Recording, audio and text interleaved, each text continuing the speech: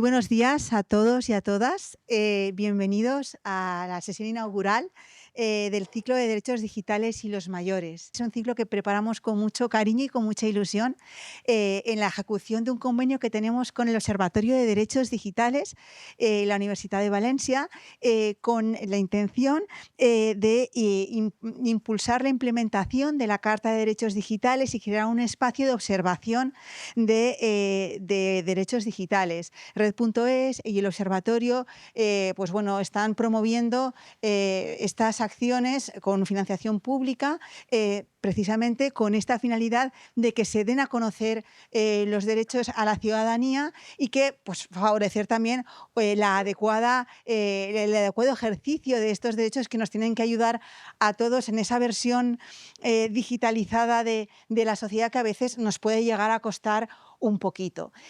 Pensando en esto, hemos desarrollado un programa que esperamos les sea de utilidad porque permite primero reflexionar sobre la importancia de estos derechos y a partir de ahí llevarlos a ámbitos muy concretos que entendemos pueden generar problemas o dudas o cuestiones y de esta manera pues bueno, fomentar que puedan toda la ciudadanía en general y las personas mayores en particular, que son un tesoro, que puedan ejercerlos con las mayores garantías posibles. Para ello, nuestra primera sesión corre a cargo de dos compañeras magníficas.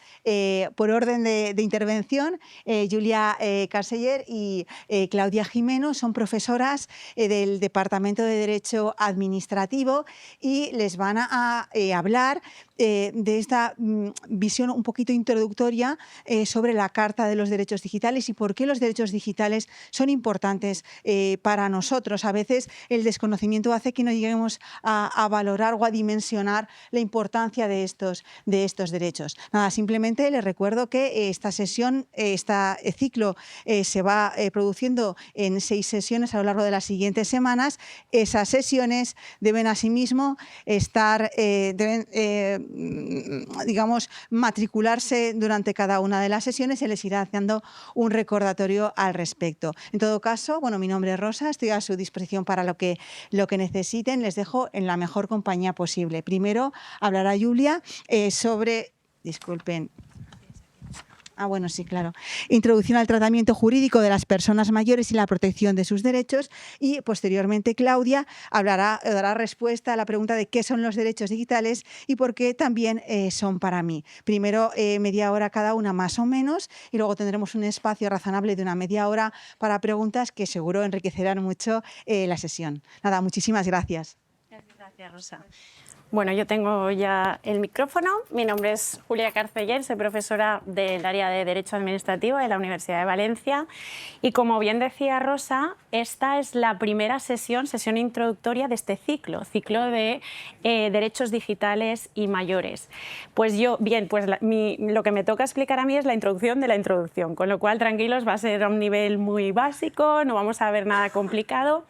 De hecho, cuando cuando me estaba preparando esta intervención, pensaba, qué suerte tienen de tener este rato de venir a escuchar algo que creo que es interesante o espero no defraudar las expectativas y que quizá los que somos un poquito más jóvenes, que no tanto, ¿no? A veces nos falta tiempo, ¿no? Para decir, bueno, ¿dónde vamos? ¿Qué hacemos? Esto espero que os sea de interés y no defraudar estas expectativas, ¿no? Por tanto, sana envidia, ¿no? Tengo un poco de sana envidia y muy contenta de tener este foro que normalmente estamos acostumbrados a otros foros. Cuando damos las clases ahí enfrente, pues es gente con otro perfil, ¿no? Entonces, yo tengo muchas ganas de explicaros 4 cosas y también de escucharos. De escucharos porque cuando preparaba esta intervención, me hubiese sido interesante saber un poco la opinión, ¿no? No solo en la selección de los contenidos, sino decir, ¿es que les cuesta esto realmente o no? O no, es un tópico, ¿no?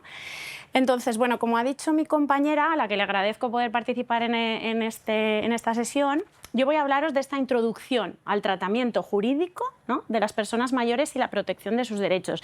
Como os digo, es una introducción, a ver dónde tenemos el puntero. No sé si pasa ahora. Sí que pasa. Ahora, ¿no? Bueno, pasamos así y ya está.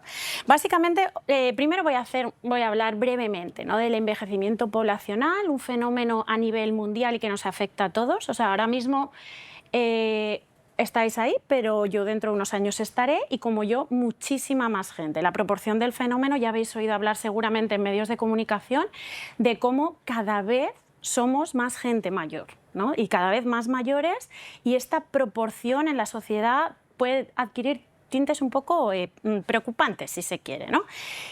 Primero de esto, que es una forma un poco de introducir los contenidos, y luego también del advenimiento de la era digital, de la que no os voy a explicar mucho, porque realmente vosotros estáis siendo partícipes también de cómo cada día más y cada día en nuestra vida cotidiana utilizamos pues, las tecnologías para llevar a cabo cualquier gestión. Entonces, hablaré también de cómo el ordenamiento jurídico, si tiene o no un tratamiento especial para el colectivo de mayores, y de qué derechos a lo mejor pueden resultar más afectados. Porque aquí al final de lo que vamos a intentar hablar es de que las tecnologías o los medios digitales deberían ser una ayuda al ejercicio de los derechos y no una limitación. Esta es la idea un poco central. Por eso, de ahí el punto 3, que aunque tenga un nombre un poco rimbombante, ¿no?, accesibilidad material al contenido de los derechos y sus garantías. Lo que quiere decir aquí básicamente es esto, es decir, nos ayuda el medio digital a saber qué derechos tenemos, a garantizarlos, a pedirlos, a exigirlos, a reclamarlos, o ese medio digital se convierte en un obstáculo para acceder al contenido de los derechos. Esta es la idea fundamental, ¿no? Y ya el último punto, como profesora de Derecho Administrativo, me voy a centrar un poco en el ejercicio de los derechos, pero a través de las relaciones que tenemos con la administración pública por vía digital. Básicamente un poco son estos los contenidos. Espero no hacerlo muy pesado y ajustarme al tiempo. La primera diapositiva nos habla del fenómeno, de este fenómeno, ¿no?, esta realidad, fenómeno, como queramos decir, a escala planetaria del envejecimiento poblacional. España ya tiene en la actualidad más de la mitad de la población española, supera los 44,4 años de edad, ¿no?, según decía La Vanguardia, ya hace un tiempecito, porque la noticia es del 2023.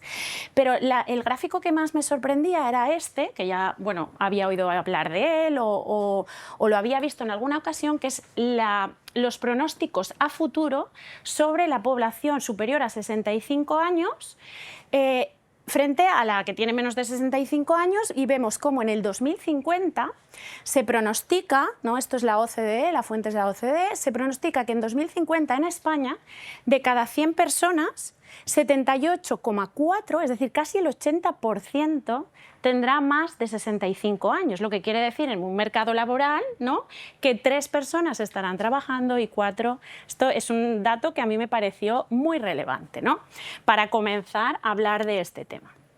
A nivel mundial, esa proyección, hay estadísticas, ¿no?, aquí en este caso la ONU, que piensan que España será el tercer país más envejecido del mundo. O sea, esto son palabras mayores. A día de hoy ya estamos bastante altos, ¿no? Nos superan Italia, Portugal, debido a la baja natalidad, debido a muchos factores.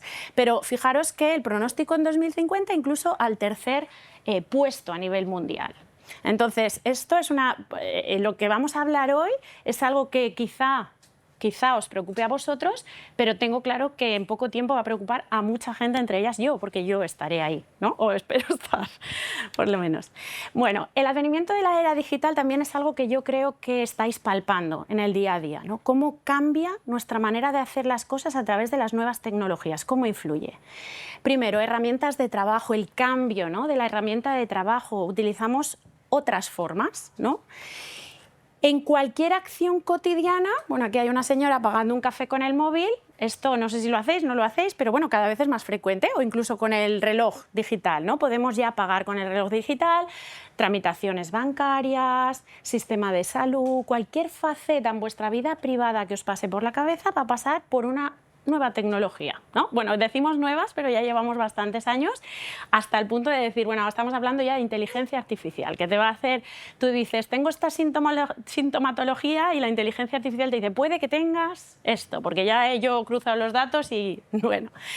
Y fijaros, esta imagen es del New York Times, también me pareció relevante porque la digitalización o, bueno, en general, ¿no? Esta tecnologización de la vida diaria, pues vemos como una señora acompañada en una residencia por un robot, ¿no? Como incluso la tecnología llega a hacer compañía a gente de edad pues un poquito más avanzada. Entonces, sobre esta reflexión decimos, bueno, ante estas nuevas circunstancias surgen problemas, pero también oportunidades, porque claro, yo he puesto estas dos fotos aquí y en la primera hay un médico atendiendo a una persona sin desplazarse de su casa. Esto es bastante cómodo, ¿no? Podríamos verlo como una oportunidad de decir, me encuentro mal, acudo al facultativo sanitario y me puede en un primer momento atender de esta manera sin moverme de mi casa. Esto sería pues una ventaja, ¿no?, de esta tecnologización. En el otro lado, un hombre que está haciendo una compra, ¿no?, por el móvil, utilizando su tarjeta. Claro, decimos, bueno, es cómodo, yo puedo hacer la compra en el supermercado desde mi ordenador, puedo hacerlo desde el móvil, utilizamos Amazon para que nos traigan el paquete a la puerta de nuestra casa. También puede ser visto como una ventaja, ¿no?, como una oportunidad, pero entraña riesgos, ¿no? Y mis compañeros más adelante verán qué riesgos entraña hacer esa compra por Internet. Que el sector jurídico, claro, tiene que mirar con unas nuevas gafas, con una nueva perspectiva todas estas cosas que antes no ocurrían. Y menos con esa frecuencia, porque fijaros que bueno, no se lee, pero el titular de la noticia dice: las compras online en adultos mayores crecen un 241% en 4 años. 241% es mucho, es decir, cada vez compramos más por Internet. ¿Y por qué? Porque tiene ventajas, también somos conscientes de eso, no tengo que desplazarme si necesito un producto, al día siguiente lo tengo en mi casa. Entonces, con este panorama empiezan a surgir también problemas, ¿no? Problemas que son, me enfrento a las tecnologías, me ayudan, pero también me generan nuevos obstáculos, nuevas barreras. Yo creo que todos conoceréis, porque además es, dice Valencia, epicentro de la lucha de las personas mayores contra los bancos. Todos conocéis la figura de Carlos San Juan, ¿no?, que tuvo bueno, y otra señora también que denunciaron por la mala atención, porque exigían, ¿no?, para la tramitación de gestiones bancarias, la utilización de nuevas tecnologías, la más básica, el cajero, ¿no? No podían sacar dinero del cajero, la cartilla se nos empieza a complicar. Entonces empiezan a surgir problemas y con ello reivindicaciones para decir, bueno, es que aquí también hay obstáculos y ¿qué hago ante esta situación? Entonces eso motivó la puesta en práctica por parte de los bancos, ¿no?, de un poco de atención al colectivo, por esa reivindicación social que también salió en prensa. Fijaros, este podría ser un ejemplo intermedio entre ventajas e inconvenientes, el tema de la cita previa, porque dices, bueno, yo puedo telemáticamente coger una cita para hablar con un gestor público, por ejemplo, pero ¿qué pasa cuando no consigo esa cita? Se me cierra, ¿no?, el paso a acceder a esa administración pública.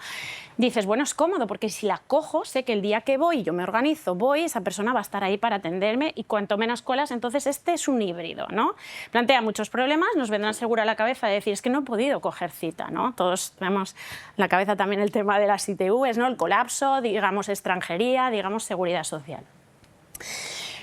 Todo esto hace que hemos comenzado a hablar, ¿no?, de esta brecha digital que habréis oído hablar. Igual que hemos oído hablar de la brecha de género, pues hay una brecha digital. Es decir, mi falta de experiencia con los dispositivos tecnológicos, con las aplicaciones del móvil, con la complejidad de los procesos, porque a veces no lo entiendo, no entiendo qué estoy haciendo, si ya he apretado, si he pasado de página, la interfaz. Y todo esto cambia a una velocidad muy grande, que me ocurre también a mí. A mí también, o sea, igual a los nativos digitales les pasará dentro de unos años, porque la tecnología va muy rápida, hasta el punto de que a veces ni logramos entenderla, ¿no?, ese cambio. Cambio constante, acelerado, y entonces hace que te sientas confuso, te sientas frustrado ante esos cambios que no sabes manejar, no sabes muy bien qué estás haciendo, ¿no?, con esa tecnología que tienes a tu alcance. Entonces, ¿cuál es el principal recurso que yo utilizo? Pues ayuda a terceros. Que me ayude mi hijo, que mi hijo, mira, fíjate, maneja esto de maravilla, o que me ayude mi secretaria, o que me ayude quien sea. Entonces necesitamos ayuda de terceros, pero sí genera esa frustración, ¿no?, esa confusión. Y claro, tiene una incidencia directa sobre los derechos y su ejercicio, directa, ¿vale? Aunque ahora lo tengamos así un poco en la nebulosa, porque claro, Carlos San Juan fue un banco, no es una administración pública, pero dijo, ¿esto qué es?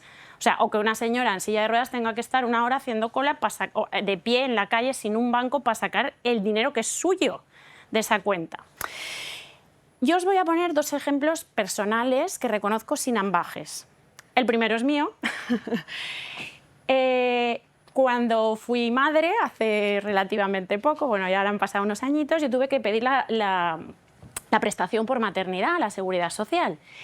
Y yo me enfrenté, o sea, tenía algún tipo de bloqueo de seguridad en mi dispositivo, en mi ordenador, que me impedía solicitar la prestación, y dándole vueltas y una vez y otra vez. Y al final, bueno, acabé acudiendo a una gestoría, etc., para que me pidiera la prestación por maternidad. Esto lo reconozco sin ambages. Yo, una persona que no tiene quizá obstáculos a priori, ¿no?, de conocer, ¿me pertenece esa prestación? Sí, ¿cómo la puedo pedir? ¿No? Y además que más o menos se maneja con las nuevas tecnologías, más o menos, básicamente porque no nos queda otra.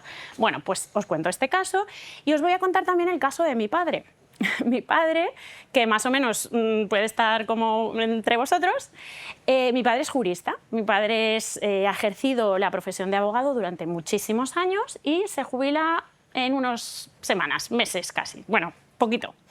Y el último periodo en el ejercicio de su profesión tuvo dificultades en el sistema para determinadas tramitaciones, incluso grabar determinados pues, documentos, ¿no? Y tuvo que asistirse de alguien que le ayudase un poco. Fijaros que es un jurista que es el que va a defender, ¿no?, mis derechos, y que también reconoce sin ambages que la tecnología en algún momento le ha supuesto un problema o un obstáculo para el ejercicio de esa función tan importante, ¿no?, que es, pues, defender tus derechos o tus intereses, ¿no?, en un sistema judicial. Entonces, si las noticias o lo que iba preparando pues me iba pareciendo cada vez más interesante, resulta que me topo con esta encuesta de Metroscopia, así lo digo, pero decía: el 70% de los mayores de 65 años asegura que su peor problema en la era digital es la administración pública. Entonces esta me dejó, o sea, un poco noqueada, ¿no? Porque dije... o sea, bueno, el problema de los bancos lo conocía, pero que manifiesten un 70%, es que es una barbaridad. Que el peor problema que tienen es para relacionarse con la administración pública, es para mirarlo y bien, ¿no? O sea, fijaros que, claro, es mucho menor a comprar un billete de avión, y la inseguridad que te da que te estás gastando un dineral si he puesto bien las fechas, he puesto bien que soy yo, he puesto equipaje, ¿no? La seguridad que te da, eso un 48% dice que es difícil, pero es que la administración pública un 70% dice es difícil relacionarse con la administración pública por medios digitales. Entonces esta es la base, ¿no?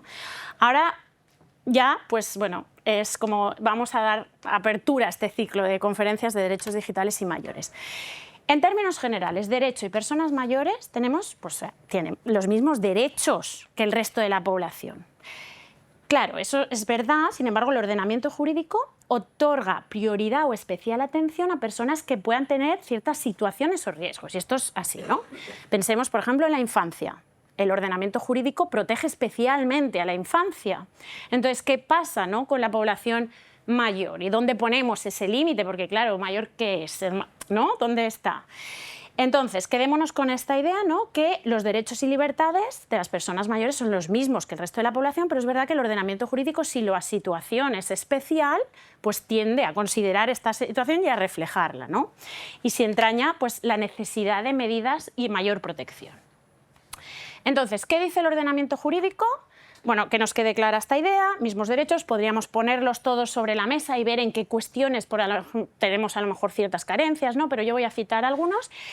Este sería el artículo más importante en este sentido, ¿no? Derecho a la igualdad, artículo 14 de la Constitución española, y cómo se prohíbe la discriminación por razones de edad, básicamente. Discriminación alguna, ¿vale? Cualquier otra circunstancia personal, dice la Constitución. Los españoles son iguales ante la ley sin que pueda prevalecer discriminación alguna por razón de nacimiento, raza, sexo, religión, opinión o cualquier otra condición o circunstancia. Por lo tanto, la edad también entra aquí. No discriminación por razón de edad. Artículo 14 de nuestro texto fundamental, ¿vale?, donde se monta luego todo el ordenamiento jurídico. Siguiente artículo que me parecía muy interesante resaltar, porque está específicamente pensado en la Constitución para las personas más mayores, ¿no? Los poderes públicos garantizarán mediante pensiones adecuadas y periódicamente actualizadas la suficiencia económica de los ciudadanos de la tercera edad. Bueno, aquí claramente una obligación de los poderes públicos. ¿Y de qué se deriva? Pues todo el sistema de pensiones público que tenemos. Asimismo, y con independencia de las obligaciones familiares, promoverán su bienestar mediante un sistema de servicios sociales y atenderán sus problemas específicos de salud, vivienda, cultura y ocio. El artículo 50 de la Constitución hace expresa referencia a un colectivo de personas mayores y que asegura sistema de pensiones y la obligación de los poderes públicos de promover el bienestar de este colectivo. ¿En qué facetas? Pues a través de los servicios sociales. Enumera estas, no es un numerus clausus que decimos en derecho, no es un número cerrado. Básicamente promoverán su bienestar. Y aquí tenemos este artículo que me va a servir luego mucho pensar que no estoy bajando al terreno de las leyes, de los reglamentos, no estoy hablando de nuestro texto constitucional, sobre que se monta todo lo demás. Y es fundamental, ¿no?, para los juristas y para todo ciudadano, donde se recogen nuestros derechos. Entonces, este artículo 9.2 me parecía muy importante resaltarlo porque obliga a una actividad proactiva de los poderes públicos para que las condiciones, o sea, para que los derechos sean reales y efectivos. Es el mandato constitucional a los poderes públicos para que se cumpla el ordenamiento y además los derechos sean reales y efectivos. Dice que corresponde a los poderes públicos promover las condiciones para que la libertad y esa igualdad del individuo, que decíamos no discriminación, y de los grupos en los que se integra sean reales y efectivas. El mandato constitucional hacia todo poder público para que esos derechos sean reales y efectivos. Remover los obstáculos que impidan o dificulten su plenitud y facilitar la participación de los ciudadanos en toda esa vida política. Todos, ¿vale? Estamos pensando en gente mayor, podríamos pensar, ¿por qué no en la infancia también?, ¿no? Bueno, ya hacemos en este repaso de nuestra normativa, ya digo que no voy a entrar en leyes, de momento, porque sí hay muchas.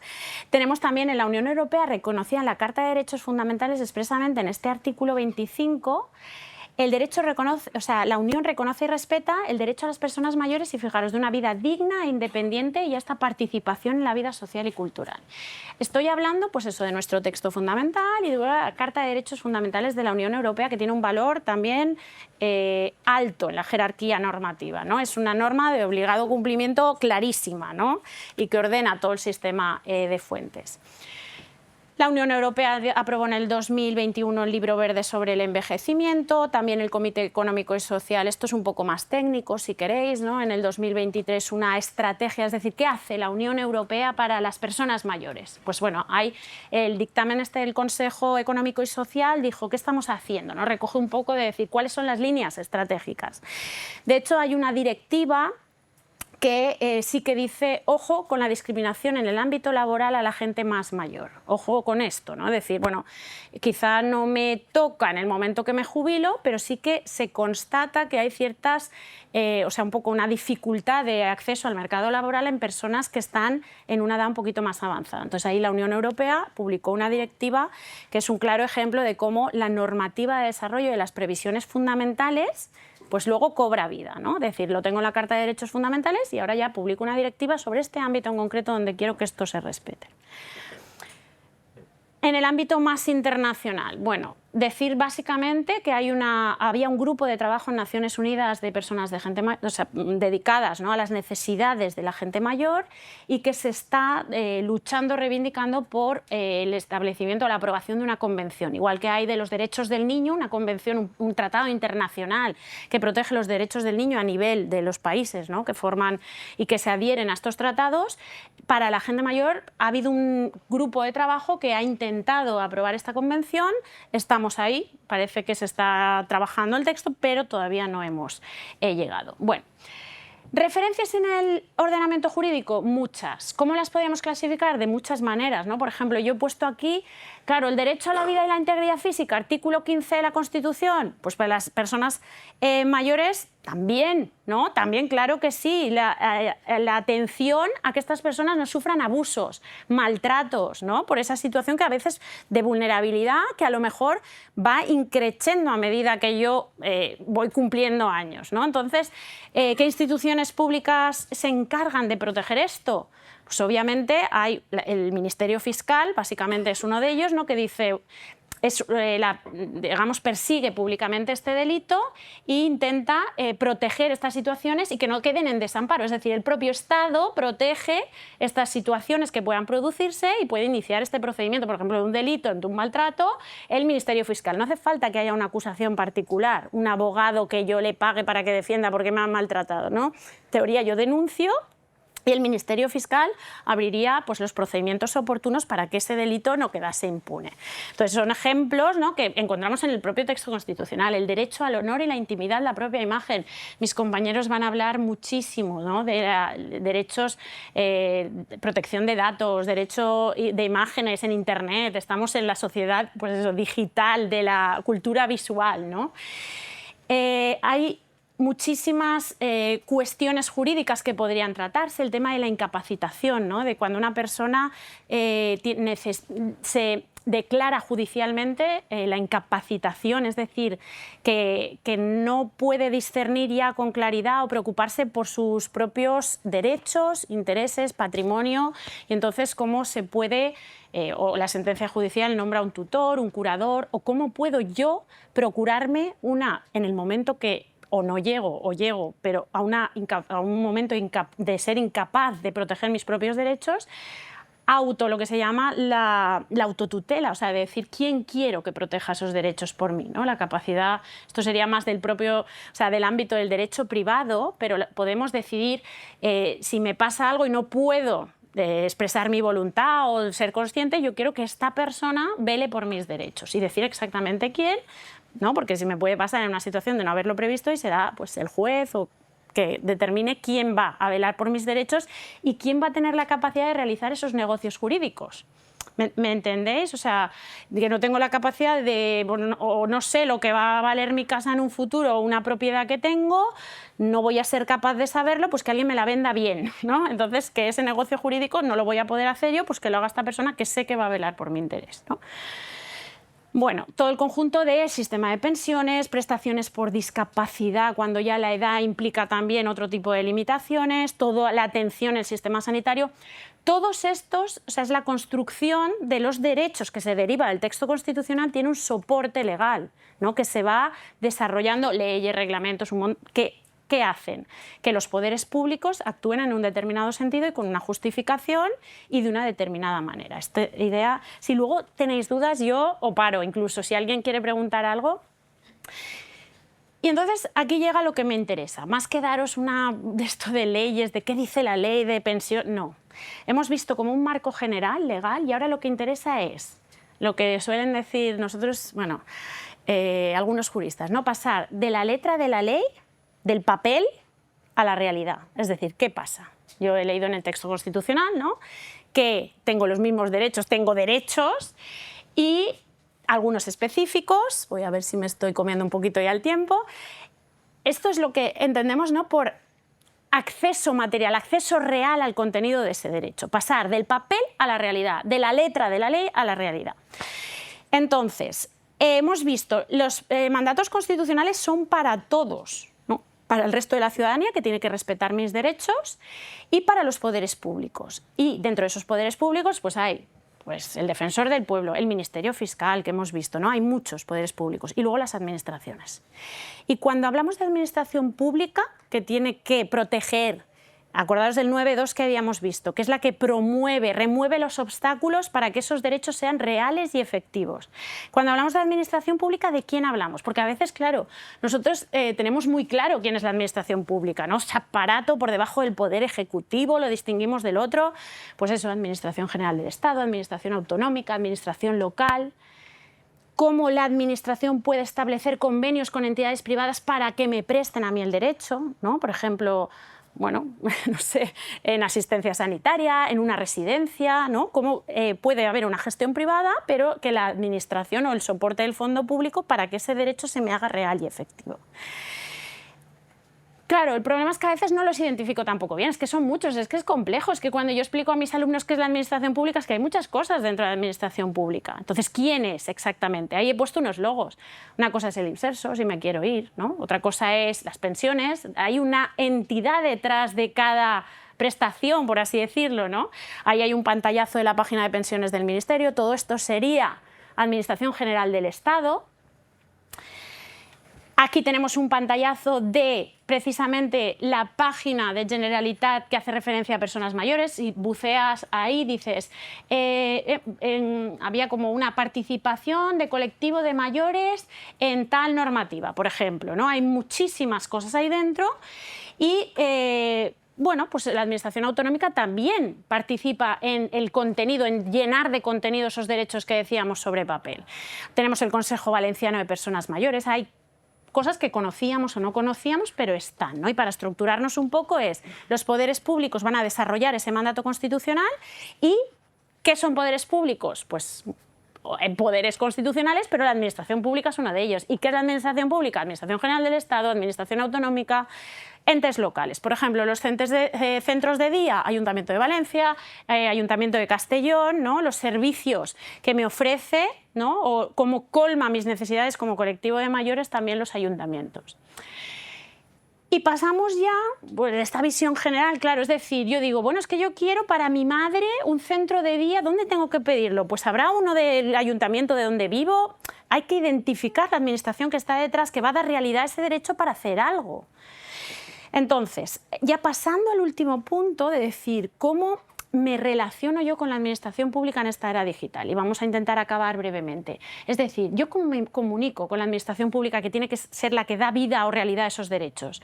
¿Cómo accedo a ese servicio? Lo que hablábamos de la cita médica, ¿no? Que tú también creo que algo va a hablar, Claudia, ¿no? ¿Cómo tramito? ¿Cómo presento un documento? Claro, el cambio que hemos presenciado en la forma de hacer las cosas afecta directamente a esto, para bien y para mal. Entonces decimos, bueno, ¿tengo asistencia telefónica cuando vaya a esa administración pública? ¿O me va a asistir alguien presencialmente y me va a decir, me va a informar? A través de su página web puedo buscar, ¿no? A través de aplicaciones móviles, a veces te dicen, bueno, no sé, incluso por WhatsApp. Ahora últimamente algunos ayuntamientos piden a los extranjeros que renueven el patrón por WhatsApp, porque hay muchos que se van y luego se quedan ahí en el patrón para actualizar. Hay 1000 canales, ¿no? A través de los cuales yo accedo, pero en principio, bueno, telefónica, los comunes, ¿cuáles son? Presencial, telefónica, página web, aplicación móvil, correo electrónico, el tema de la cita previa, ¿no? Estas son las formas que de primera se nos ocurren, ¿no? De yo necesito algo del ayuntamiento, ¿qué hago? Me planto allí, ¿no? Es la más fácil, a lo mejor. O decir, uy, hay un número de teléfono, llamo. Pero ¿qué pasa cuando eso empieza a desaparecer y digitalizamos demasiado, ¿no? Que es un poco lo que pasó con los bancos. ¿Qué pasa cuando la asistencia ya no es presencial? De repente te mandan a la aplicación del móvil. Es que cambia el canal de la asistencia y cambia cómo hago las cosas. Y ahí es donde podemos empezar a tener problemas.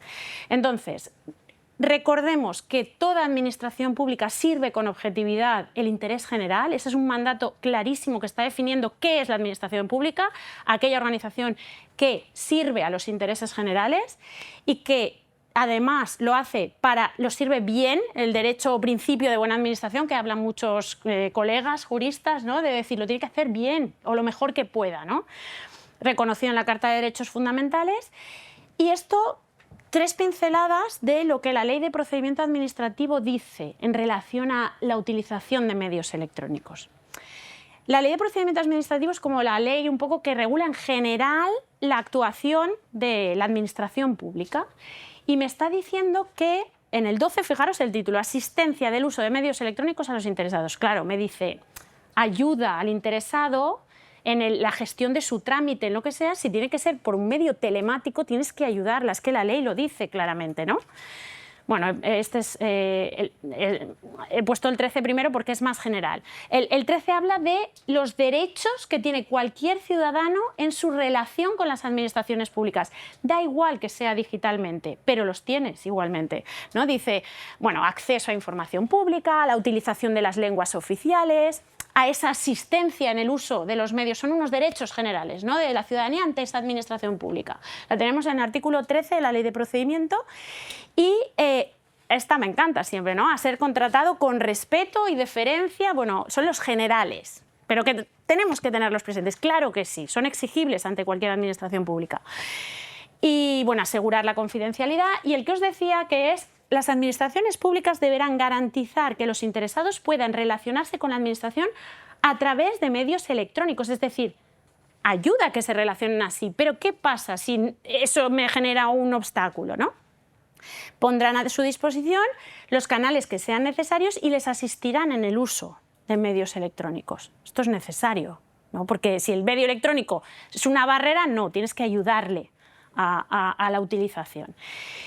Las personas, bueno, y este es fundamental, este lo tenemos claro, que en la implantación de la administración electrónica, que se ve como una oportunidad también, porque se ahorran muchos costes también, vamos a ser claros, ¿no? De decir, bueno, si yo puedo hacer una determinada cosa sin desplazarme, por ejemplo, una consulta telefónica que ahora hay del médico para lo que sea, pues ahorra ella y yo, ¿no? El médico y yo de ir y no ir. Bueno, decir, pero en la implantación de la administración electrónica, en este artículo quedó claro que las personas físicas no tienen la obligación de relacionarse electrónicamente con la administración pública.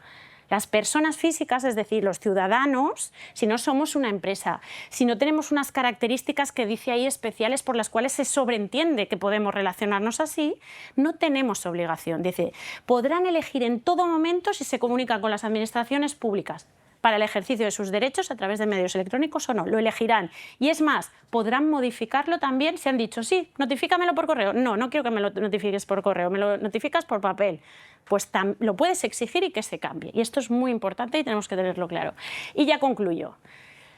Básicamente la idea es esta, es decir, la digitalización cambia las formas de hacer, los medios a través de los cuales hacemos las cosas, pero no implica que los derechos se vean mermados y reducidos en su contenido, ni menos en la forma de exigirlos, ¿no? de proteger esos derechos. Esta es, yo creo, la idea central de esta parte introductoria, que espero que os haya resultado interesante.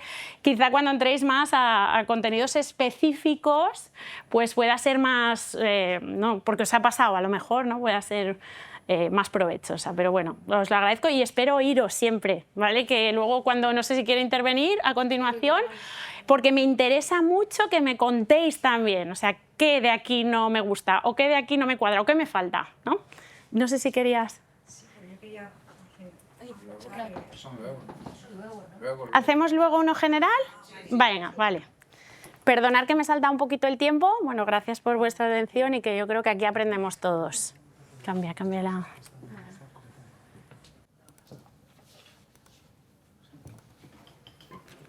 Vale, pues continuamos con mi intervención y después dejaremos un tiempo para poder hacer preguntas o comentarios sin problemas.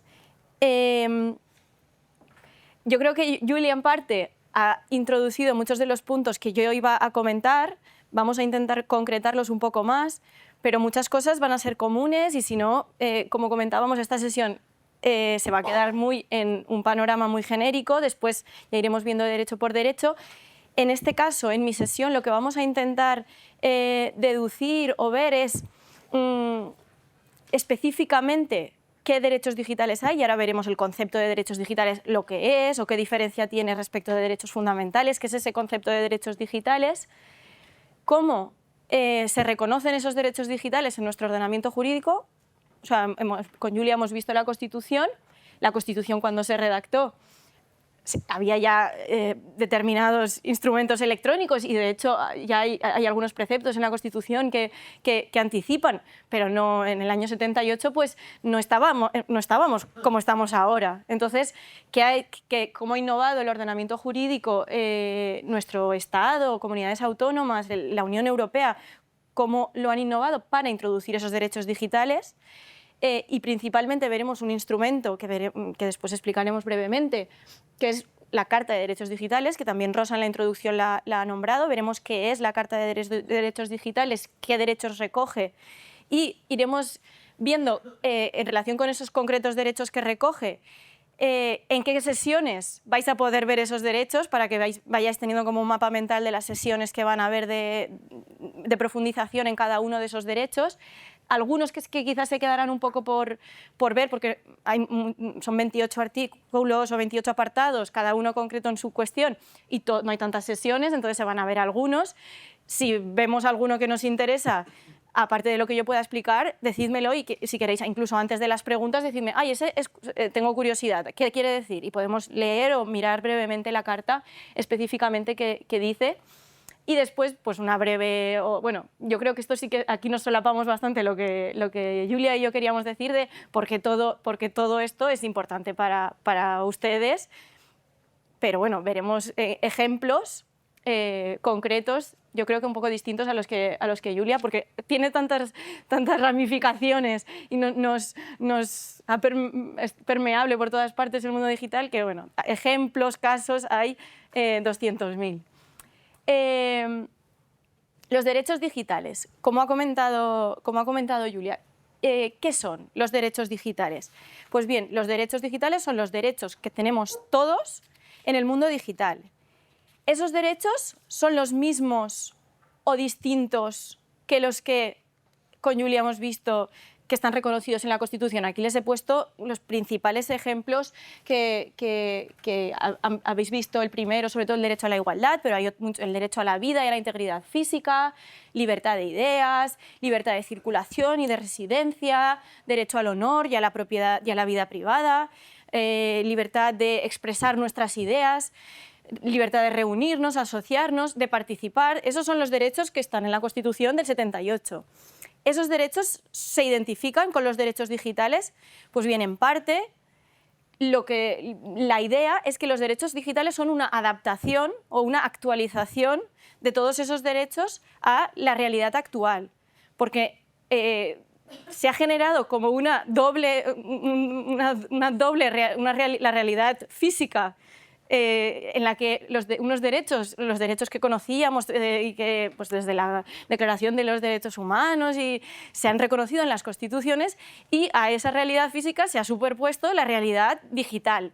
Y en esa realidad digital, pues en un principio incluso se pensaba que no regía la Constitución, que los estados no existían y que eso era un desgobierno total. Pero poco a poco ya se fue poniendo orden en esa realidad digital, se fue diciendo, escucha, aquí para todas las personas que participamos en ese mundo digital, pues deben garantizarnos los mismos derechos. ¿Y cómo se garantizan esos derechos? Pues intentando actualizar o intentando ver de qué manera todos esos derechos que están ya reconocidos en la Constitución se pueden hacer valer en el mundo digital. Pero no solo estos derechos hacen falta, sino que hay una serie de nuevas, luego los veremos cuáles son, nuevos derechos que ya se vuelve insuficiente para todas las vulneraciones que nos pueden llegar desde el mundo digital. Entonces, los derechos digitales son, en parte, una actualización y una perfeccionalización o especificación de esos derechos en el mundo digital, pero también son nuevos derechos que aparecen vinculados a todo este mundo digital. Estas cuestiones, yo creo que más introductorias, también con Julia las habéis visto, pues en el mundo digital es especialmente importante actualizar, incorporar esos principios y esos derechos que tenemos reconocidos en la Constitución, porque el mundo digital genera una serie de problemas, que en muchos casos es repetir problemas que ya existían, pues las personas mayores también en la vida real, sin necesidad de mundo digital, pues quizá les cuesta más realizar determinados trámites administrativos sin necesidad de que haya mundo digital. Ya simplemente pues no oigo bien, o no sé leer la letra pequeña, o bueno, ahora ya no tanto, pero antes no sé ni leer. Esos problemas ya estaban. O las personas, los niños, pues lo mismo, también esa situación de vulnerabilidad existía, o personas con discapacidad. Esas vulnerabilidades no son nuevas, pero lo que se ha detectado es que con el mundo digital esas vulnerabilidades pues, explotan y se acrecentan todavía más. Entonces hay que intentar contrarrestar, aprovechar las oportunidades que estos entornos dan e intentar reconocer una serie de garantías, derechos y facilitar y permitir que esas situaciones previas de vulnerabilidad no se acrecienten, sino intentar incluso contrarrestarlas. Pues con el móvil o con un ordenador pues puedes hacer la letra más grande, que igual en el papel tienes un papel y el papel no lo puedes ampliar, pero con un ordenador sí que puedes ampliar la letra. Pues eso puede ayudar a que esas brechas, pues en vez de incrementarlas, reducirlas. Entonces, los derechos digitales vienen a ser pues eso, una garantía o un intento de garantizar esos derechos que están reconocidos en la Constitución garantizarlos, incorporarlos y además dotarnos de nuevos derechos.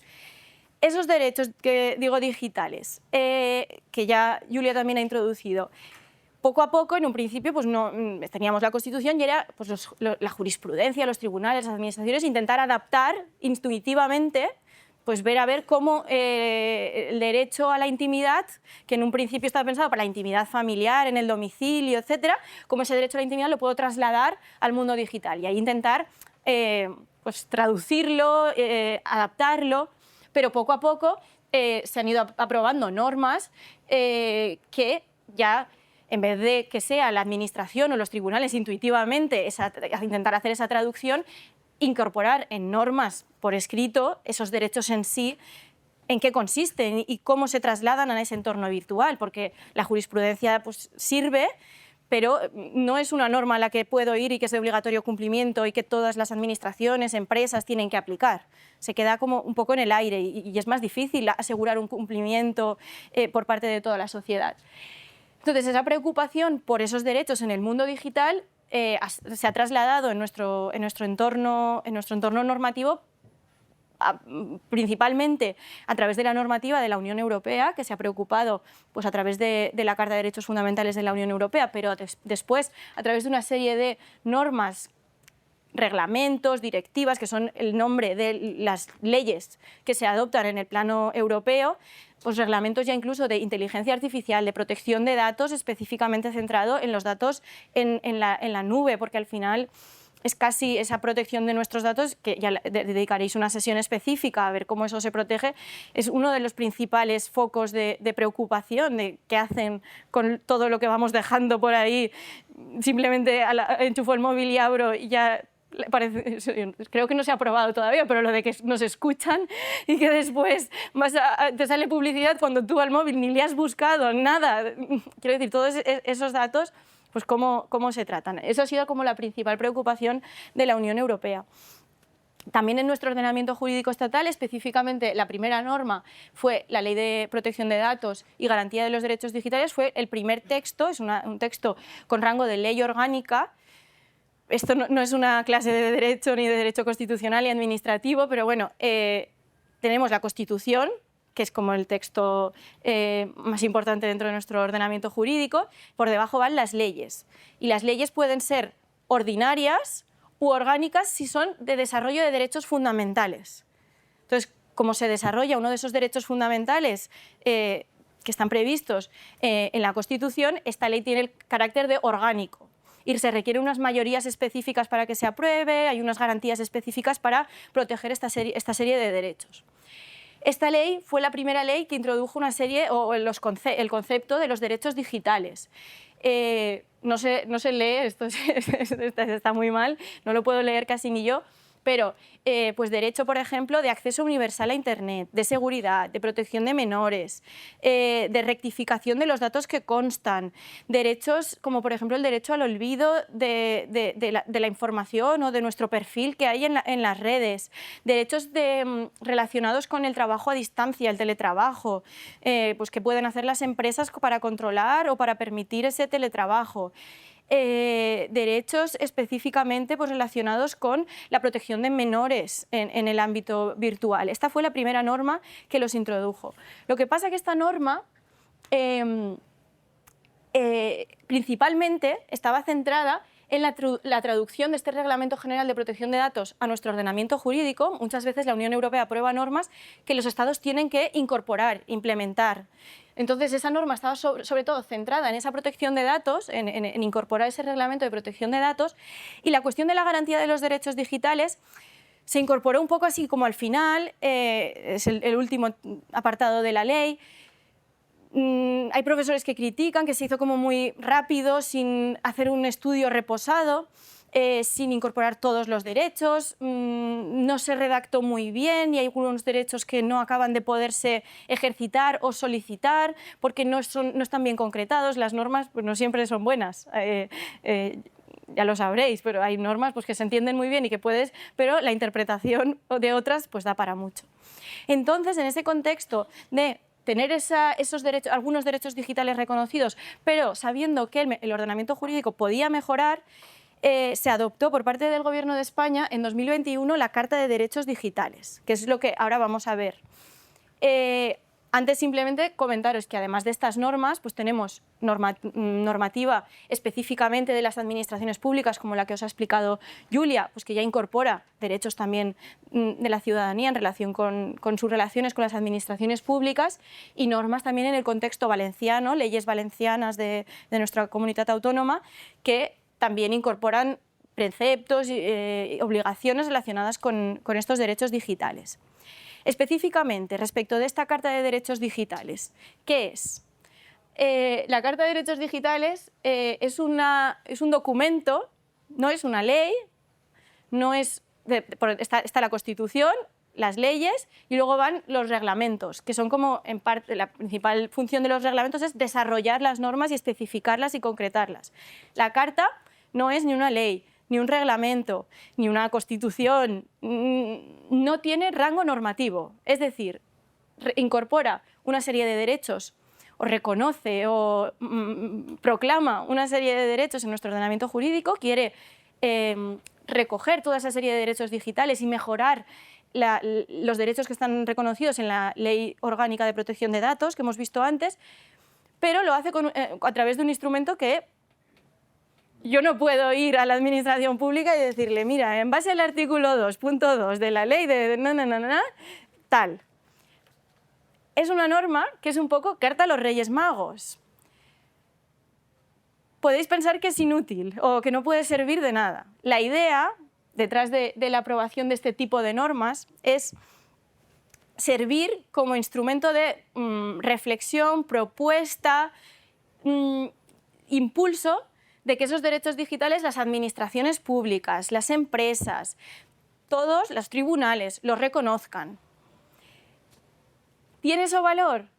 Yo creo que sí, porque en parte, como comentábamos, por ejemplo, para aprobar una ley de protección de derechos fundamentales, que adapta esos derechos fundamentales, comentábamos que tiene que ser una ley orgánica, que tiene que aprobarse con un régimen de mayorías específico. Entonces, quizá aprobar una ley con el contenido de la Carta sería imposible o sería muy difícil en el contexto político actual de fragmentación parlamentaria que tenemos. Entonces es como un intento de, por lo menos, hacer algo, porque sé que una ley orgánica quizá no va a poder salir con este contenido, porque para ponernos de acuerdo en todos esos artículos haría falta rebajar mucho la ambición de la Carta, porque regularía cuestiones tan en detalle que quizá no habría acuerdo, y entonces habría que ir quitando contenido a esa Carta para que todos los grupos parlamentarios que la tuvieran que aprobar la aprobasen. Entonces sirve como eso, un instrumento de reflexión, también sirve como instrumento interpretativo, es un documento aprobado por el Gobierno de España que, por ejemplo, pues si un tribunal tiene que aplicar un derecho concreto, pues le sirve para, en su reflexión o en la decisión, pues recurrir a la Carta para decidirse por una cuestión u otra. Así que le servirá como instrumento interpretativo, por ejemplo, a los tribunales o a las administraciones públicas también, porque, como decíamos, muchas veces las normas o no están pensadas para el entorno digital o sí, pero como se quedan desactualizadas tan rápido, porque todo va tan rápido que van apareciendo nuevas tecnologías, nuevos desafíos, nuevos no sé qué, pues una ley de 2015 que ya incorporaba todo el contexto digital ya está desactualizada en 2025. Entonces, lo que intenta esta Carta es como dar instrumentos para que las administraciones públicas, los tribunales a través de la interpretación, las administraciones públicas también interpreten e incorporen esos elementos en la interpretación de las normas o incluso de manera un poco proactiva, pues hay ayuntamientos que pueden incorporar esa Carta en ordenanzas de los ayuntamientos concretos, no les hace falta una ley, sino que pueden incorporar esas garantías en sus municipios, y esta Carta les sirve un poco de referencia de por dónde pueden ir esas normas o cuál es lo mínimo que tienen que reconocer. ¿Esa Carta es de ámbito nacional? Nacional, exacto, estatal. ¿Es que era ámbito europeo y por eso...? No, no, de ámbito estatal, exacto. También les sirve a las empresas, porque muchas veces las empresas, estaba escuchando yo en una ponencia el otro día, las empresas no quieren que les regules, no quieren que les limites, no quieren que les obligues, no quieren que... Y ¿qué hacen muchas veces las empresas? Autorregularse o incorporar códigos de conducta internos. Entonces, esto también puede servir de inspiración para esos códigos de conducta internos. Pues, por ejemplo, los bancos, pues, en relación con todas las cuestiones que ya Julia ha comentado, pues, pueden utilizar estos derechos que se reconocen aquí como guía de cuál es el estándar mínimo o hacia qué tendría que tender o de qué manera podría intentar cumplir unos estándares mínimos de reconocimiento de derechos en el contexto digital. Entonces, es también que veáis que normas hay de muchos tipos, que hay normas que son vinculantes y otras que no, pero esas normas no vinculantes no tienen menos valor, o sí que no tienen valor aplicativo, pero tienen otra función en el ordenamiento jurídico, de intentar impulsar. Si es una carta que intenta reconocer cuanto más mejor, pues eso hará que todas las siguientes normas que se adopten pues ya tengan ese trabajo hecho de esta carta. Prelegislativo, pues si quieren adoptar luego las administraciones, o en el caso local o en el caso estatal, pues si se quiere esa ley de protección de datos que comentábamos que quizá esa parte está un poco coja o que está un poco mal implementada, pues el trabajo que se ha hecho para la redacción de la carta, que además se ha contado con numerosos expertos, ha sido como no era una ley que seguía los trámites específicos de aprobación de las leyes, sino que era un documento un poco más informal.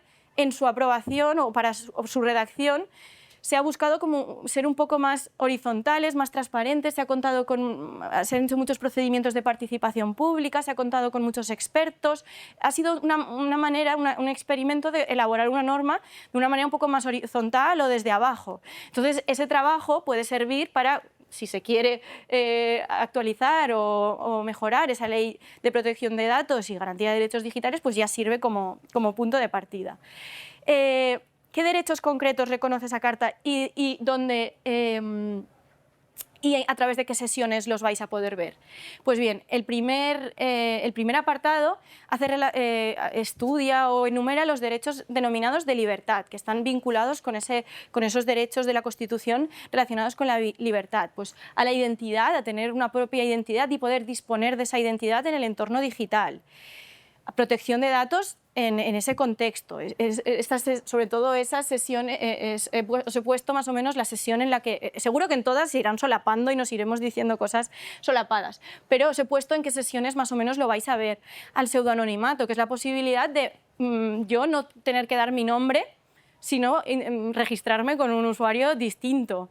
A la ciberseguridad, que haya seguridad, pues sobre todo en cuestiones bancarias o en cuestiones...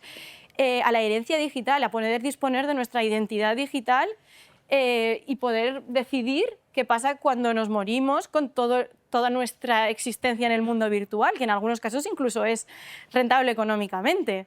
No sé si yo en mi caso no creo que nadie vaya a sacar nada, pero pensad en estas personas, los youtubers y todo eso, pues que tienen vídeos ahí subidos, que eso genera dinero, esos vídeos. Pues pensar quién va a heredar eso, a qué va a tener derecho esas personas.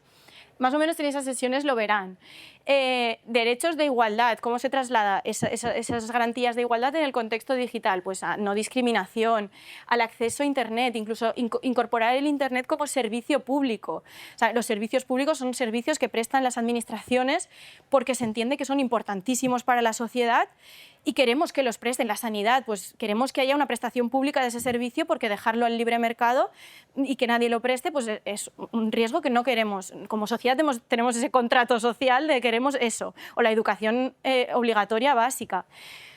Pues esta carta también reconoce que ese acceso a Internet debería convertirse en un servicio público y que las administraciones públicas deberían garantizar esa posibilidad de acceder a todas las personas a Internet. Pues si prácticamente muchos trámites ya necesitamos hacerlos por Internet, pues como mínimo pues que todos pudiéramos acceder a Internet.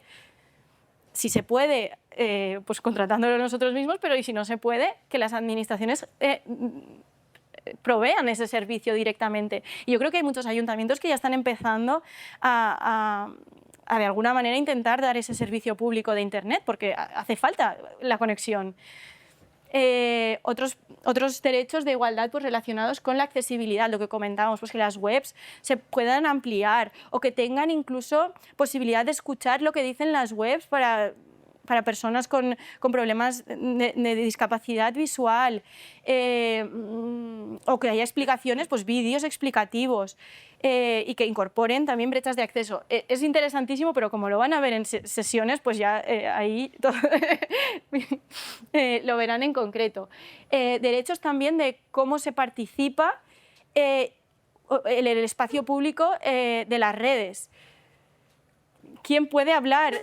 ¿Hasta qué punto puedo expresar mis opiniones sin herir las de otros? Y cómo ese derecho de expresión que tenemos en la vida física se traslada en este ámbito, sobre todo en el contexto de empresas privadas, que son las que muchas veces sirven de plataforma y median y son las responsables de censurar o no censurar determinadas opiniones. Pues la Carta también reconoce esa obligación de neutralidad de las empresas que entran en ese mundo virtual y reconoce una serie de derechos de libertad de expresión, de información, incluso de recibir información veraz. Lo verán en las distintas sesiones, pues relacionado también con esto que conocemos como fake news, de las noticias falsas. También es interesantísimo, se verá en una sesión específica. Derechos concretos de nuestras relaciones con las administraciones públicas, que Julia lo ha introducido, pero que habrá una sesión concreto específica de cómo esos derechos se manifiestan. Luego otros derechos más específicos, pues por ejemplo en relación con la salud, nuestros datos, sobre todo, hay algunos datos que tienen más valor que otros, quizás simplemente que me gusta el kaki, las chía y no sé qué, y que me gusta hacer recetas con chocolate, porque por mis búsquedas, pues tiene valor, pero tiene mucho más valor mi historial médico, la salud clínica, o tiene mucho más valor mis datos fiscales. Entonces, hay una serie de derechos específicos de esos datos o de qué manera se protege la salud en el entorno digital. Derechos en relación con el acceso a la cultura ante la inteligencia artificial, que como saben es un punto más, es como un paso más ya de este mundo digital, pues verán específicamente en la sesión 4 el concepto de inteligencia artificial, qué es o qué no es esa inteligencia artificial y qué pasa o de qué manera se nos protege ante esa inteligencia artificial. E incluso se incorporan neurotecnologías, que es como ya intentar influir en cómo pensamos nuestros procesos mentales, cómo las tecnologías van a llegar a ese punto de poder modificar nuestra conducta. Y la Carta, como tiene ese carácter así un poco abierto y general, no es vinculante, no tiene ese carácter, pues se permite entrar en esos mundos. En algunos casos reconoce o intenta reconocer derechos muy concretos, la Carta es muy específica, si la leen, pues parece que en algunos casos va muy al grano, tienes derecho a no sé qué. Y dices, ostras, vale, pero bueno, igual, como decíamos, no siempre. Veremos en estas distintas sesiones de qué manera esta Carta a los Reyes Magos o esta enunciación que hace la Carta se concreta específicamente en qué hay derechos, en qué la Carta sirve de punto de partida y nos puede servir para exigir más, pero ahí están. Tenemos también otros derechos, pues lo que comentábamos en el entorno laboral, de cuestiones sobre todo de teletrabajo, trabajo a distancia, derechos de, pues por ejemplo, las empresas que ya empiezan como a recoger datos biométricos para monitorizar los trabajadores y controlar que están, incluso cuando van al baño, cuando hasta, no sé, incluso la tensión, no sé, la productividad, toda esa serie, pues como vigilancia de los trabajadores, pues hasta qué punto las empresas pueden, o de qué garantías o qué derechos tienen los trabajadores en esos contextos. ¿Por qué os importan o por qué nos importan a todos? Es porque yo creo que es de importancia para todos estos derechos. Pues como hemos comentado, porque tienen una afección directa en nuestra vida cotidiana, suponen en sí la existencia del mundo virtual supone ya una barrera y además si no se adopta o no se incorporan garantías específicas, remedios, unas cautelas, no se tiene en mente que hay personas que no van a poder abrir bien esa web porque apretas y no se abre, o apretas y te sale un mensaje de precaución y entonces ya dices, ostras, yo aquí me salgo porque ¿qué me están diciendo? ¿No? Te da miedo a veces. Y además ahora con la cantidad de noticias y de mensajes, que te llega un mensaje de tu hijo que le mandes dinero y están estafando a través de estas tecnologías a muchísimas, a personas mayores, pero a cualquiera. Es que a mí me pasa, es que no sabes ya qué abrir, qué no abrir, de quién fiarte. Es todo un desastre. Entonces, es todo un desastre, no, pero... Entonces, pasa que creo que voy mal de tiempo, pero yo quería poner dos ejemplos. Creo que el primer ejemplo solo voy a hacer el de los chatbots, y el de las ciudades inteligentes lo dejamos si quieren para las preguntas o lo que sea. Uno de los ejemplos que están como más de actualidad en este entorno digital o en este mundo digital, que ha aparecido hace relativamente poco y que aprovecha esa inteligencia artificial, porque lo que busca es generar una conversación, servir como la persona que está detrás, que no es persona, para responder a dudas o cuestiones que podemos tener la ciudadanía. Creo que es bastante interesante y quería como servir un poco de punto de ir a muy concreto para que en las siguientes sesiones veáis lo que vais a poder ver. En este caso, pues como comentábamos, tenemos inteligencia artificial, es decir, ya una máquina que tiene una serie de procesos internos que piensa mejor que nosotros, en muchos casos les funciona mejor que en muchos casos nosotros, para pensar, decidir, ordenar información, transmitir esa información, que simula conversaciones humanas. Ese tipo de chatbots últimamente han aparecido por todas las webs o por todos, es que de hecho por la calle el otro día iba yo soy de Onda y iba por Betxí, no sé si conocen el pueblo, y había un anuncio, una web de habla con nuestro chatbot de todo. Quiero decir, hasta por la calle físicamente aparecía el chatbot. ¿Quieres preguntar algo? Pregúntase. No vayas a la oficina del ayuntamiento, pregúntale al chatbot este. Entonces, todo este contexto jurídico que hemos estudiado sí que ya ha ido a regular y concreta una serie de derechos que son exigibles frente a estos chatbots, que se utilizan tanto por empresas privadas, bancos, la web de ropa para preguntarle de qué talla no sé qué o de qué manera si queda no sé qué producto, o también incluso administraciones públicas. Este es un ejemplo de Alcoi. Hola, soc el chatbot Fester, vull ajudarte a tot allò relacionat amb la festa de moros y cristians d'Alcoi.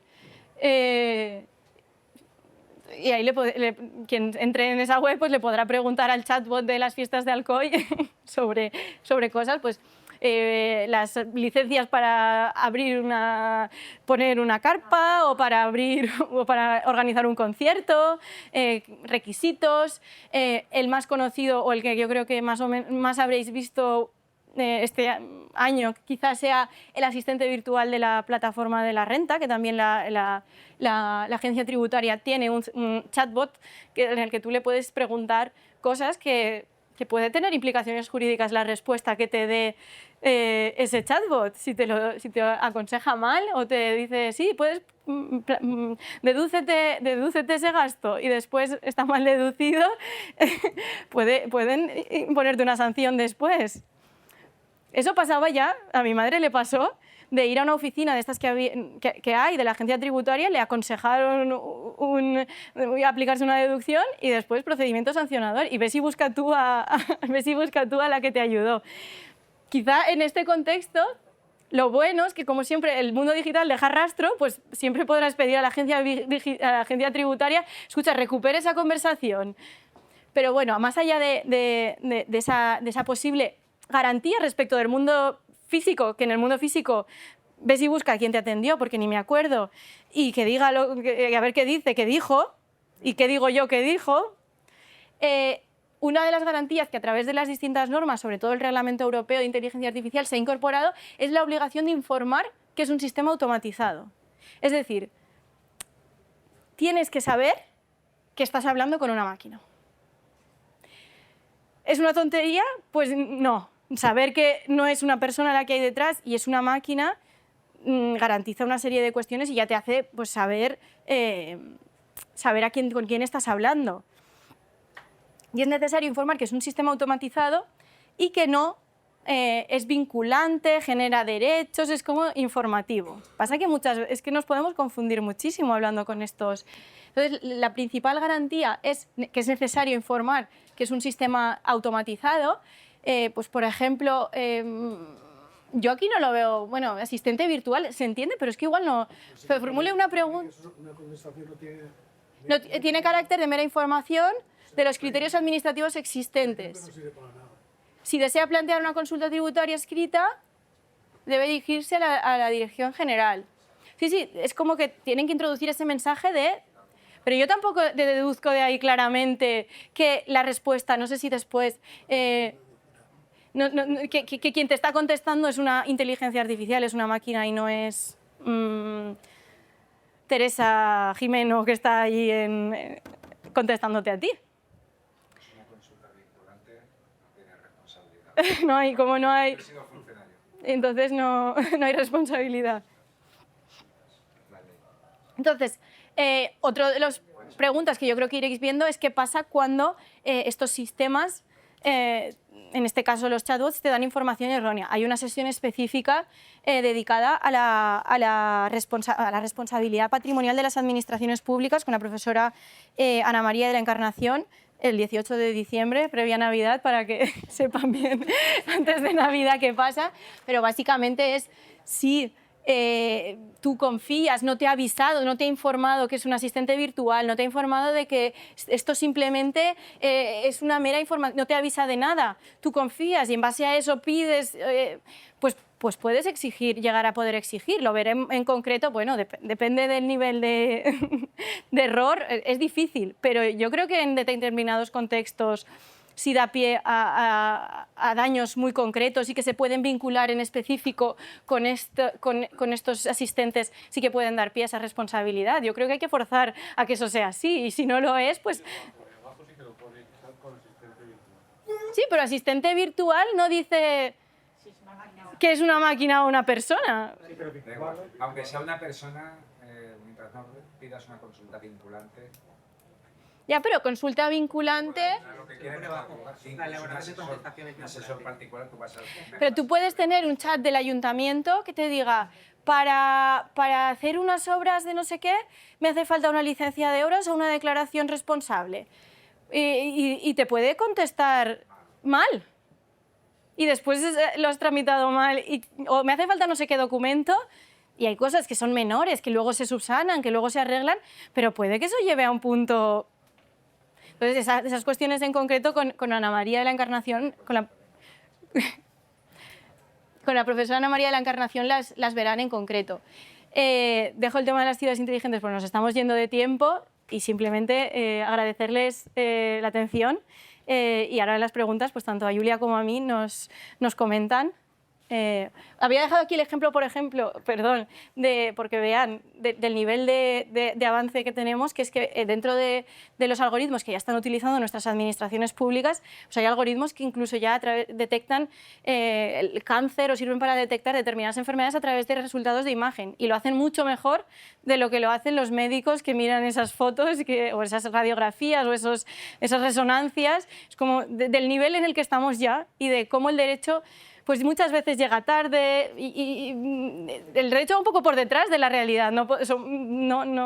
Anticiparse es muy difícil. Entonces la carta es un ejercicio de intentar ir un poquito, que seguramente en 3 o 4 años pues habrá que actualizar esa carta porque ya nos habremos quedado tarde. Pero bueno, es intentar. ¿De qué fecha es la carta? Del 21.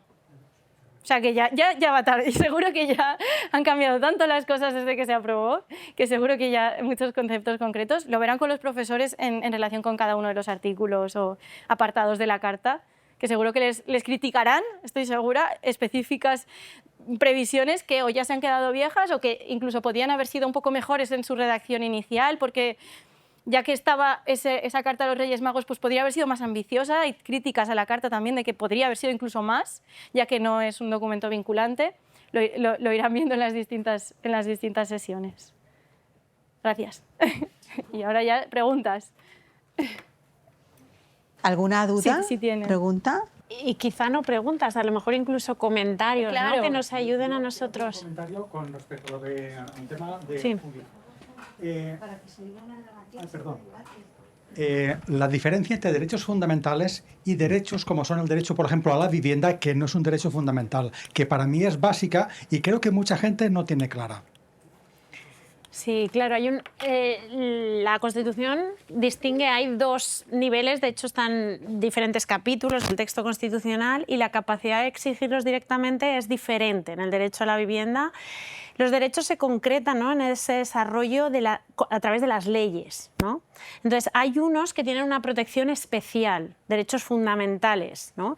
Y otros que pues necesitan más que estos de ese desarrollo legislativo para ser reales y efectivos. Esa es claro, es interesante lo que planteas, porque desde el punto de vista jurídico unos tienen unas garantías y una protección mucho mayor.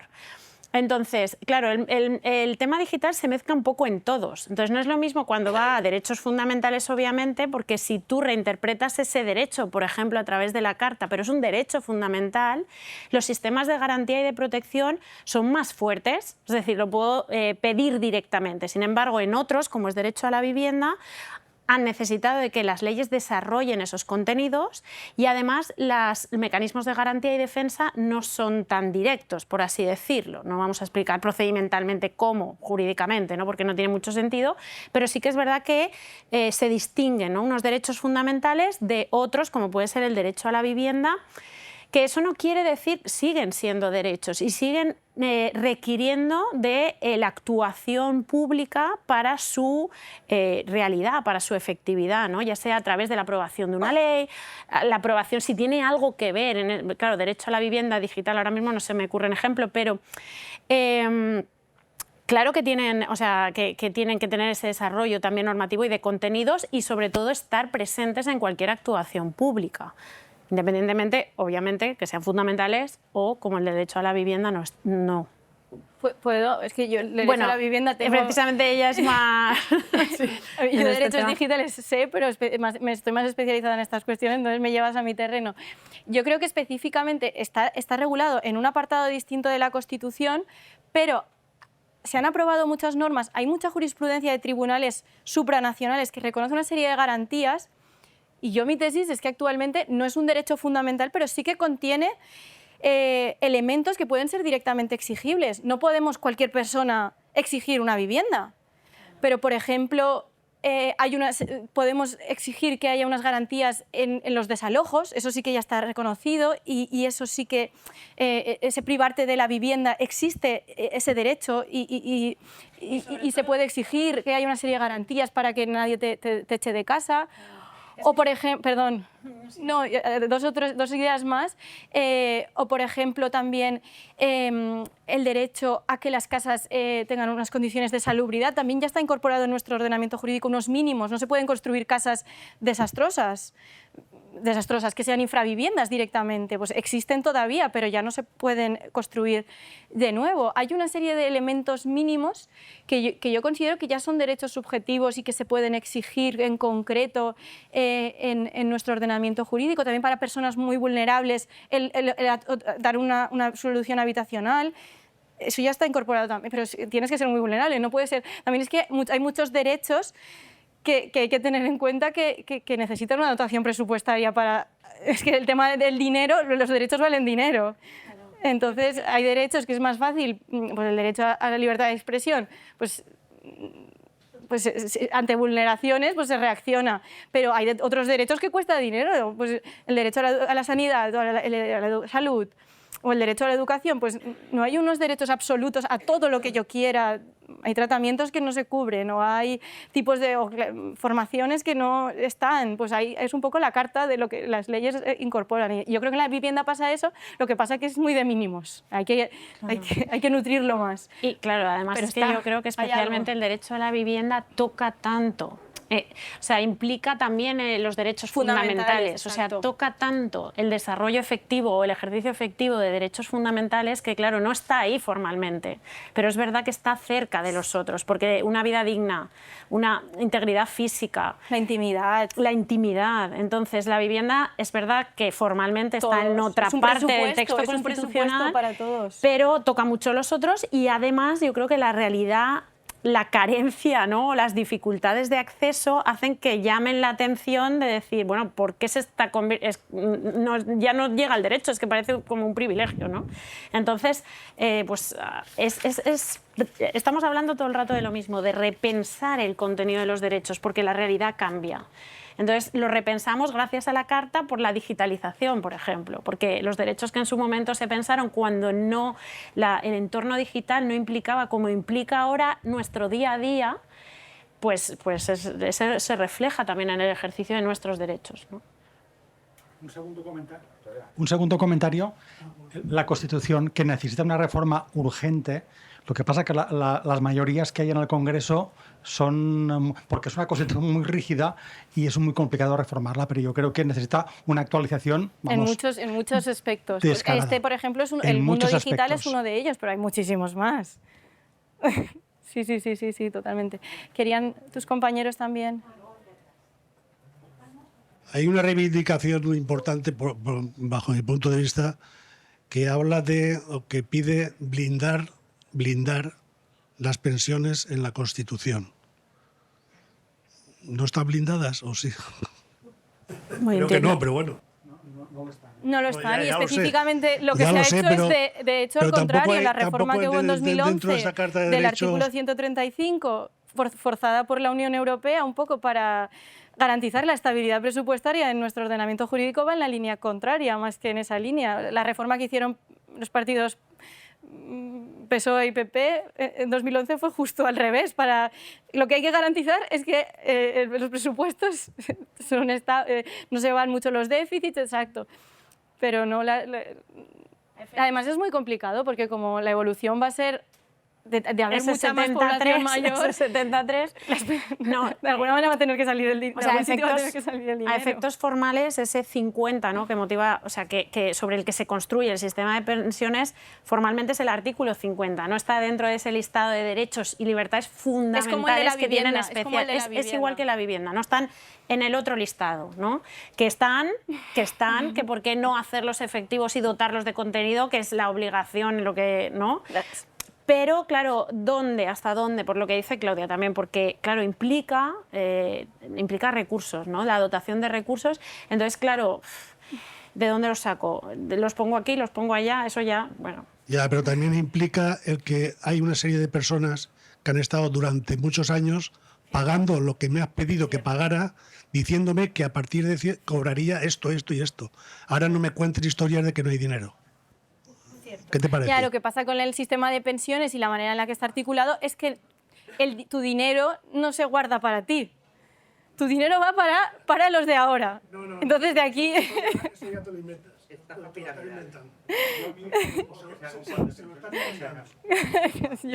yo creo que vamos hacia ese... Al final siempre el problema es el dinero. Claro. El problema está en el dinero que has puesto y que dónde está. Ese es el problema. Uy, el dinero que has puesto gastado ya desde el minuto 1. No sé, creo que había también, ¿no? Cuando alguna estaba pregunta? interviniendo, queríais...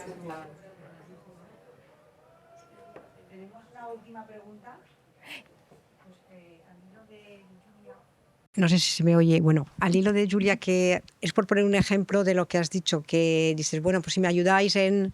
Pues yo, por ejemplo, cuando solicité la jubilación, fue un infierno pedirlo. Y bueno, yo soy profesora de idioma y sí que domino, o sea, que estoy acostumbrada a trabajar con la administración pública y tal, y no tuve problemas. Pero fue un infierno porque era, o sea, hermético, o sea, no se podía coger, o sea, era imposible coger cita.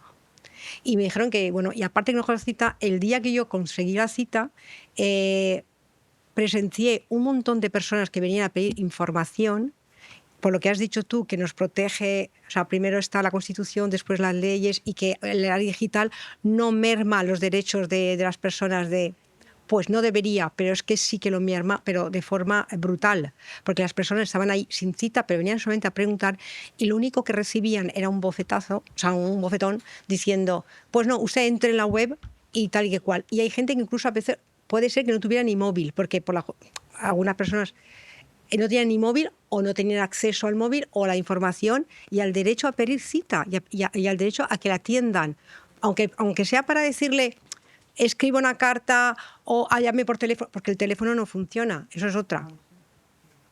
Entonces quiero decir que todo eso me parece súper bien, que está amparado bajo las leyes y bajo todo en la era digital que estamos hablando, pero no es real.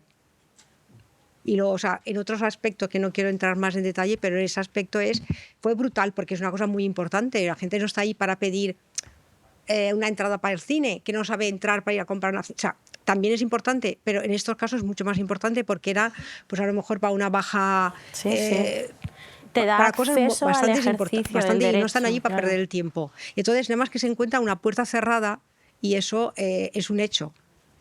Y eso creo que lo quería decir. Sí, sí, estoy completamente de acuerdo contigo. De hecho, creo que empatizo bastante porque con el tema de la maternidad, o sea, no me considero ni que no entendía cuál era la prestación que me correspondía ni cómo tenía que tramitarla. Fue simplemente pues, algún tipo de bloqueo, de protección de seguridad de mi dispositivo que me impedía solicitarla. Y yo, claro, yo no soy informático, no soy... Y eso fue una barrera brutal. Entonces, como ese ejemplo, muchos, ¿no? Y bueno... A veces, quiero decir, siempre el medio digital, yo creo que la idea fundamental es que tiene que servir a ampliar el derecho, el contenido, por lo menos no a mermarlo, ¿no? Y no ser un obstáculo para el ejercicio del derecho. Porque, a ver, solicité 2 prestaciones por maternidad. En una me pasó el problema informático y en la otra me tuve que desplazar bastante para solicitarlo. También es un problema, porque si lo podía pedir digitalmente, ¿por qué me tuve que ir con mi bebé recién nacido a 30 kilómetros de distancia a una oficina que hacía frío, que se me podía no lo sé, ¿no? Entonces, decir, el medio digital en un caso podría haberme servido para un mejor, ¿no?, acceso a esa prestación y en otro caso me generó una dificultad. Entonces, por eso yo creo que es importante este ejercicio de reflexión y en el que creo que necesitamos también el feedback, ¿no?, que vosotros nos lo devolváis, porque claro, la limitación, esa fue una experiencia personal mía, porque fui madre y porque solicité esa prestación, pero como colectivo probablemente haya otros. Y la utilización, los nativos digitales a lo mejor hay muchas barreras que para ellos no son, para nosotros sí. ¿Es la edad un condicionante en la utilización del sistema digital para el acceso a los derechos, para los contenidos de los derechos? Si es sí, bueno, por eso estamos yo creo aquí todos, ¿no?, para intentar repensar esos contenidos. Específicamente habrá una sesión, la sesión 3, con la profesora Lorena Melchor, en la que veremos estas cuestiones. Yo creo que a eso se le suma el tema de las citas previas, que ya no es lo que comentaba la compañera, o sea, se suma por un lado el mundo digital más el otro el de las citas previas, que está cuestionado bastante la legalidad de la existencia de esos sistemas de manera generalizada. Cuando los derechos no se cumplen, ¿hay alguna conferencia vuestra que nos diga qué hay que hacer? También esa sesión 3, el 18 de diciembre. Yo creo que se concretará un poco mejor Prenavidad, los mecanismos. ahí venís con que claro, los mecanismos existen. De hecho, ¿por qué no implantar en la administración también apoyarte en la digitalización para facilitar esa reivindicación? Porque dices, qué fácil sería decir en un botón, he tenido problemas con el trámite. Y por lo menos a la administración le llega, porque a veces no lo sabe, y dice, bueno, es que yo quería dar esta prestación y quería dársela rápido, sin que se moviese de su casa. ¿Qué ha fallado aquí? Entonces, la digitalización tiene esa doble cara, ¿no? ¿Me ayuda o me está dificultando? Y porque los mecanismos de defensa del derecho existen y el reconocimiento existe. Entonces, lo que pasa es que al cambiar esa realidad, cambia cómo los exijo, cambia cómo accedo, cambia el momento, la garantía a lo mejor tiene que pensarse de otra manera del derecho. Sí, la pataleta que puedes tener o la queja que le puedes hacer a la persona que te lo está tramitando, si estás en tu casa ahí con... No puedes tampoco, no puedes. Te quedas... Además, claro. Exacto. La misma situación que ha comentado ella, o sea, yo la viví no en mí, ¿vale? Yo no tuve problema... yo no tuve problema en conseguir citas y tal, pero el día que fui a hacer una primera consulta presencial, pues había ahí un señor, lo mismo, que estaba sin cita y bueno, la persona de seguridad que estaba allí fuera y tal le incitaba a que buscara y no tiene usted un hijo, no tiene alguien Es que que le eso pueda eso coger la cita. O sea, es que hay gente que no tiene, Pues no tiene a quién específicamente el recurrir. derecho, sobre todo en relación con las administraciones públicas, a no utilizar medios digitales si no quiero, está reconocido en la Carta del derecho a, si yo no quiero, tengo que tener derecho a lo mismo.